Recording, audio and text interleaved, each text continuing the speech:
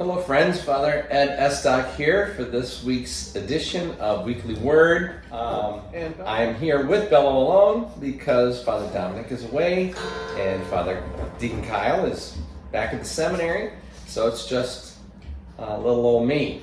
So we are preparing for another point from Mark's Gospel, and we are moving from the predictions of the Passion the last 2 weeks to Jesus' rather startling instruction that we ought to, in a sense, gouge out our eyes or cut off our hands and feet if they are leading us into sin.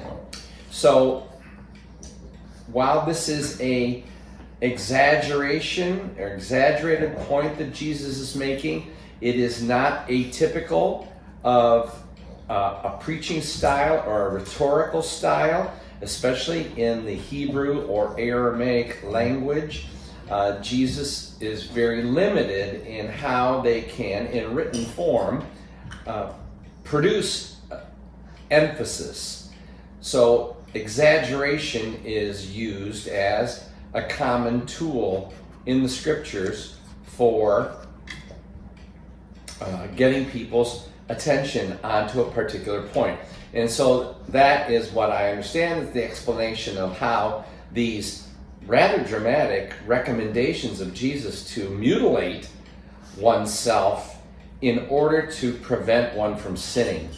Of course, no one recommends that. Mutilation is, in fact, a sin itself. So what is Jesus attempting to do? And, well, I and scholars much smarter than I have concluded that he is encouraging us to not relativize what we are doing sinfully in our lives, because it very well could be an explanation that's simply going to end us in hell, or Gehenna, as he says. You know, there's an expression in English that we say, the road to hell is paved with good intentions. And I think that might be something for us to consider today.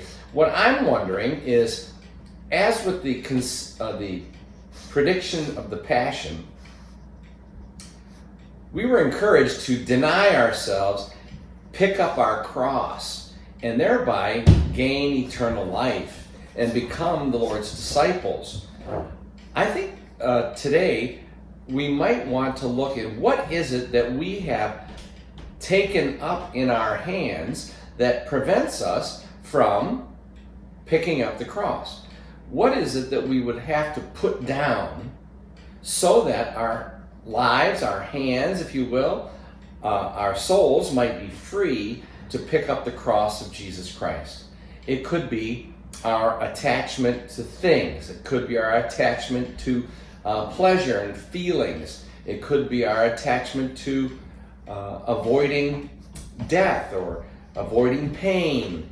It could be our lack of self-esteem and self-regard, It could be our attachment to our careers and finding too much of our identity in things other than God. So this week might be an opportunity for us to say, what is it that is occupying my life's energy, attention?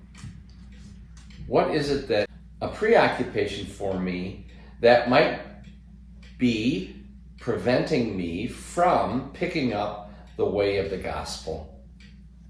All right. I hope you have a good week. God bless.